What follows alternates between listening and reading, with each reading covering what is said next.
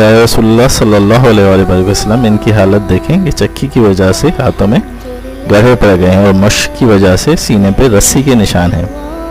हर वक्त के काम की वजह से कपड़े मैले रहते हैं। मैंने उनसे कहा, आपके पास खादिम आए हुए हैं, लौंडियाँ वगैरह, आप एक मांग लें। बाज़ रिवायत में है कि हज़रत फ़ातिमा रज़ियल्लाहु तआला ने अर्ज़ किया, रसूलल्लाह, मेरे और अली के पास एक ही बिस्तरा है और वो मेंढे की खाल का। रात को इसको बिछा के सो जाते हैं, सुबह को इसी पे घास डाल के ऊँट को खिलाते हैं। हुजूर ने फरमाया, बेटी सब्र कर। हज़रत मूसा और उनकी बीवी के पास 10 बरस तक एक ही बछौना था, वो भी हज़रत मूसा का चूहा था। रात को उसको बिछा के सो जाते थे। तू तकवा हासिल कर और अल्लाह से डर और अपने परवरदिगार का फरीज़ा अदा करती रहे और घर के काम को अंजाम देती रहे। और जब सोने के वास्ते लेटा कर तो सुबहान अल्लाह 33 मरतबा, अल्हम्दुलिल्लाह 33 मरतबा और अल्लाह